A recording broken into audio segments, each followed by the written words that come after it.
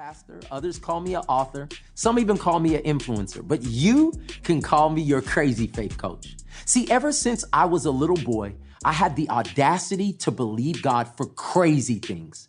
Time and time again, He has proven that if I put my trust in Him, He could do exceedingly, abundantly, above and beyond anything I could ask, think, or imagine. And because I've been doing this crazy faith thing for a while now, I want to be your coach and help you, your family, your team get everything that God has for you in crazy faith. After all, it's only crazy until it happens. So let's jump right in. This whole faith journey starts with baby faith. Everybody say baby faith. I couldn't hear you. Everybody say baby faith. Now, I know for most of you, you're like, I don't do anything small. I'm a grown adult. I got babies. Hold on one second. Calm down. I want you to know that baby faith is maybe the most important part of starting your journey in faith. Let me tell you a story. Me and my wife, Natalie, have been married for decades now. Not decades, but over a decade.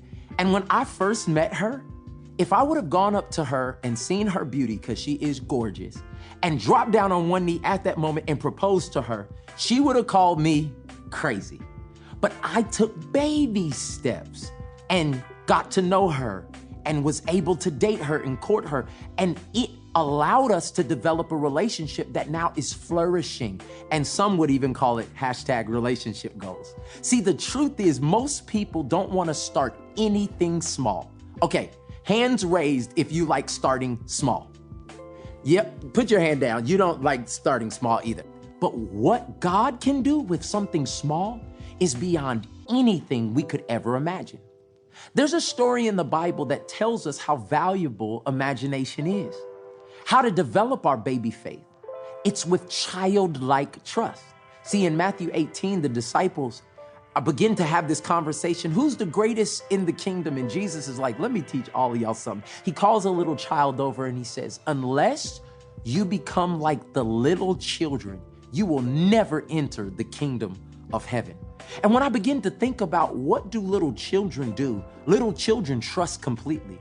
Little children obey. Well, some children obey. Your kids probably don't. But little children have imagination. All I'm trying to say is your imagination unlocked could begin to start a crazy faith journey that would change your family forever, change your ideas forever, change who you are and how you impact others forever. Unlock your imagination because that's the beginning of taking baby steps. And when I think of baby steps, I have to think of my kids. I have 4 beautiful kids. But one of my daughter's name is Ava, and she is sassy. So when she was 11 months old, she wanted her sippy cup. And she was tired of waiting on me and her mother to get her sippy cup. So one day, she got up on the couch and she decided she was gonna walk to get her sippy cup.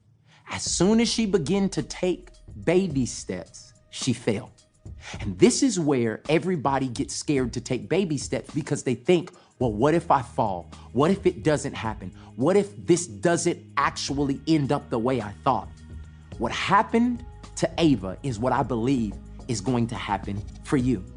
We begin to encourage her and say, baby, you can do it. Get up. There's more in you.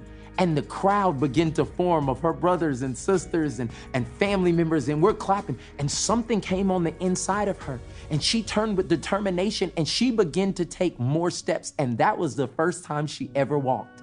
But it was baby steps that made the way for her to be able to reach the purpose that was on the inside of her. I want to encourage you in the same way that Ava was able to take baby steps. Each and every step you take in baby faith is a momentous occasion. Celebration is happening in heaven and happening with everyone around you. This momentum is bringing what you need for more miracles. Over and over in the scriptures, there seems to be this theme of small that Jesus loves. And in Matthew 17, when the disciples were trying to cast out a demon in a little boy and weren't able to, Jesus confronts them.